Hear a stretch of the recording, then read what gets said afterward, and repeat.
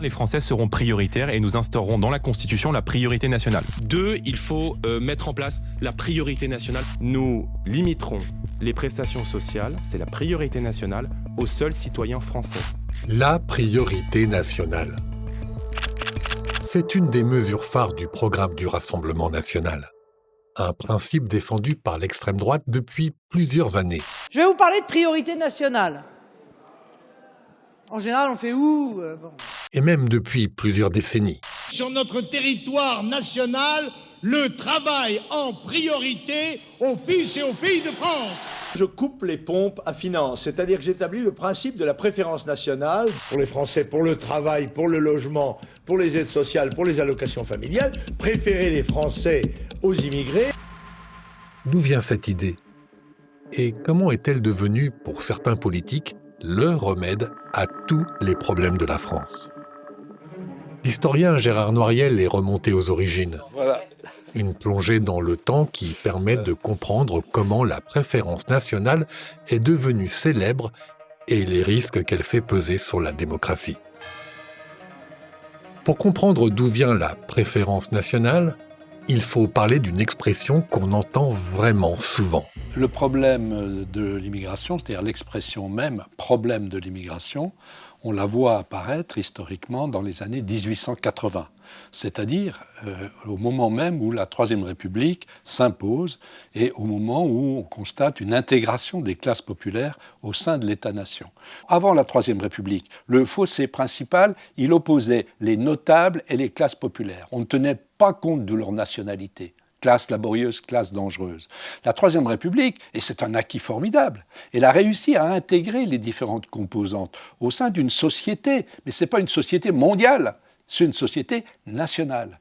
Et du coup, il y a une recomposition du « eux » et « nous », et c'est le « nous » français qui devient essentiel. C'est là qu'arrive le 17 juin 1881. À Marseille, des soldats français de retour de Tunisie sont accueillis par une fête. On agite des drapeaux, on chante la Marseillaise, jusqu'à ce qu'on entende des sifflets. Ils viennent d'un petit groupe de travailleurs italiens. De l'association des Italiens de Marseille, donc du coup la foule se précipite pour les massacrer, etc. Et il va y avoir pendant 8 jours une chasse à l'Italien dans les rues de Marseille. Il y avait déjà eu avant, surtout dans cette région-là, beaucoup de rixes, de morts entre ouvriers, etc. Mais c'était vu comme un problème typique des classes laborieuses.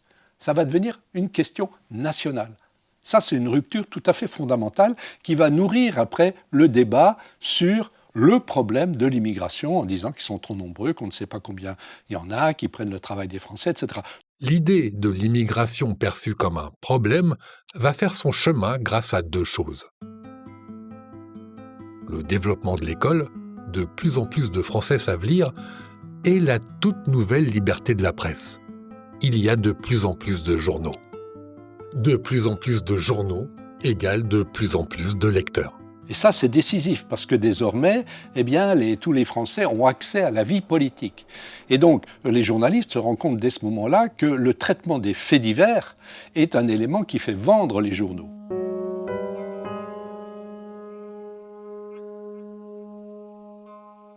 Et donc, on a des politiciens qui s'en emparent pour fabriquer des programmes. C'est le cas de Christophe Pradon, qui est un député de gauche, on pourrait dire, de l'époque, républicain de gauche, qui parle au nom des droits de l'homme, et qui met en place, effectivement, le premier programme visant à la protection du travail national, ce qui donnera lieu ensuite à une loi, la loi de 1893, sur la protection du travail national. Pour les députés de l'époque, cette protection du travail national doit passer par au moins 2 actions.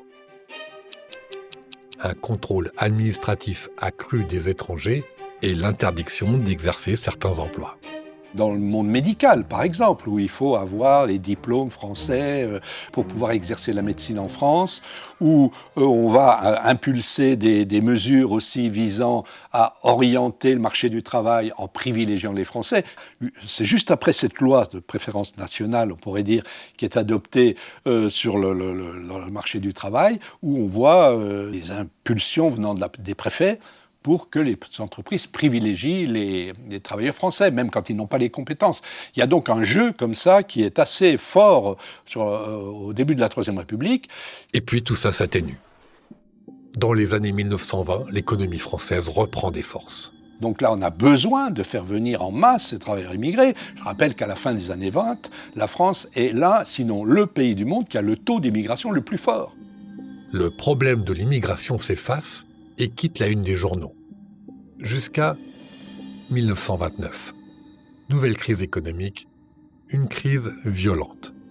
En France, le chômage frappe toutes les catégories sociales. Les réfugiés qui ont fui Mussolini, Hitler et Franco affluent. Les mesures de contrôle des étrangers s'accentuent, le nombre de professions dont ils sont exclus aussi. Le 2 mai 1938, le gouvernement centriste d'Édouard Daladier passe une loi pour intensifier la traque des étrangers sans papier. Une vague de racisme submerge la France.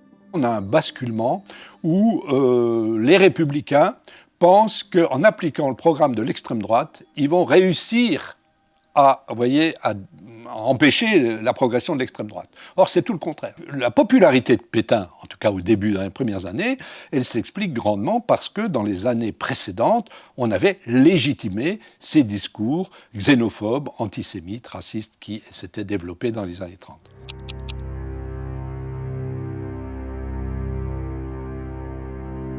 Il faut bien voir que dans la xénophobie, ce qu'on appelle la xénophobie, la haine de l'étranger, elle est associée aussi à des facteurs qui dépassent la vision juridique de l'étranger. Dans les années 30, c'est l'antisémitisme. Il y a une connexion entre xénophobie et antisémitisme. Aujourd'hui, c'est la connexion xénophobie-racisme, contre donc l'immigration en provenance des anciennes colonies françaises, si vous voulez. Après la Deuxième Guerre mondiale, nouvel effet de bascule. Les travailleurs immigrés reviennent, c'est la reconstruction. Puis viennent les chocs pétroliers des années 70 et la hausse du chômage. Le problème de l'immigration ressurgit. À droite, et surtout à l'extrême droite, on reparle de la préférence nationale ou de la priorité nationale. L'objectif est le même que dans les années 30, mais la méthode est différente. Dans la logique de l'extrême droite, il y a une volonté, évidemment, de considérer que tout le malheur des Français vient des étrangers, vient des immigrés. Et donc ça, on le retrouve, par exemple, à la mise en cause du droit du sol. Ça, c'est peut-être la mesure la plus commune avec ce qui s'était passé dans les années 30, puisque c'était déjà une mesure qui était annoncée par les différents groupuscules d'extrême droite. Une des différences, c'est qu'à l'époque, dans les années 30, ça se jouait beaucoup sur le marché du travail, la concurrence, parce qu'il y avait des rixes qui pouvaient exister entre ouvriers français et ouvriers étrangers, alors qu'aujourd'hui, le terme même de préférence nationale, tel qu'il a été mis en circulation par Yves Le Gallou dans les années 80, il est focalisé beaucoup sur les droits sociaux. Parce que, évidemment, dans les années 30, ça n'existait pas. L'État-providence, il n'existait pas. Donc, c'est les acquis de l'après-guerre qui, aujourd'hui, sont remis en cause par rapport à des travailleurs, des gens qui travaillent, qui cotisent aussi, et qu'on considère comme étant des privilégiés auxquels on veut supprimer un certain nombre d'aides, etc. Et puis, évidemment, tout ce qui relève de la criminalité. Là, il est évident que le terrorisme impacte aussi les gens, étant donné le traitement médiatique qu'en est fait, et ça peut alimenter ces fantasmes qui nourrissent donc cette idée qu'on sera plus heureux si on élimine cette population, alors même qu'on sait que c'est un fantasme et que ça n'aboutit à rien en général, qu'à aggraver les choses. Car à mesure que les lois s'accumulent, que des faits divers sont transformés en autant de polémiques. Le premier adjoint qui ne voulait pas faire de lien entre la délinquance et l'immigration. Un risque grandit. Celui qui pèse sur les principes républicains. Là où il y a un danger pour nos démocraties, c'est que justement, l'exploitation, l'exacerbation du discours nationaliste, je dirais, qui vise à considérer que tous nos problèmes viennent de l'immigration, conduit à une fuite en avant qui met en péril les principes de la démocratie. C'est ça qui s'est produit à la fin des années 30, qui a préparé le terrain à Vichy.